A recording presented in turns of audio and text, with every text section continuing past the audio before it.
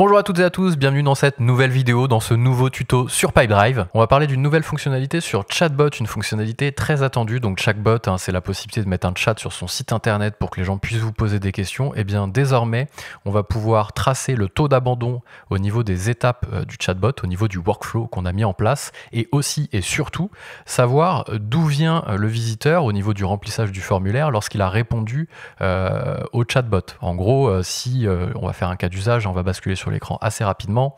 Ici, par exemple, on va aller sur le site de BLC. Je suis un visiteur, par exemple, je m'intéresse au logiciel de gestion, j'ai envie d'acheter un logiciel de compta, par exemple, je suis sur le site de BLC. Ici, je vais là, 700, je me balade un petit peu, puis ensuite, je vais au niveau du blog, je regarde ce qui se passe. Et c'est à ce moment-là, quand je suis sur un article de Sylvain, Ibix, que je dis, tiens, je vais aller leur poser une petite question. Eh bien, l'URL de cette page va être enregistrée au moment du remplissage du formulaire pour que quand un commercial de BLC va recevoir la notification, il sache d'où vient exactement le prospect, sur quelle page il était lorsqu'il a discuté avec le chatbot. Ça, c'est la première chose.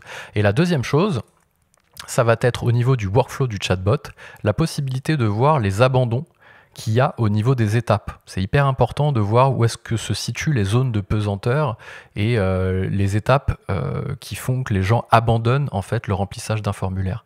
Il y a toujours des étapes qui font que soit c'est trop compliqué, soit la question est mal posée et vous avez un taux d'abandon élevé. Donc là, vous allez pouvoir le voir à chaque étape ici et de vous dire ah tiens, c'est marrant, à chaque fois que je pose cette question, j'ai un taux d'abandon hyper élevé. Et donc comme ça, vous allez pouvoir résoudre et améliorer votre workflow pour réduire le taux d'abandon pour que le but à la fin, c'est que les gens vous laissent leurs coordonnées.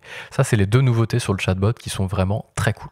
J'espère que cette petite vidéo vous a plu. N'hésitez pas à mettre un commentaire si vous avez des questions, à vous abonner à la chaîne et activer la petite cloche pour recevoir des notifs quand on sortira une nouvelle vidéo. Et puis moi, je vous dis à très vite.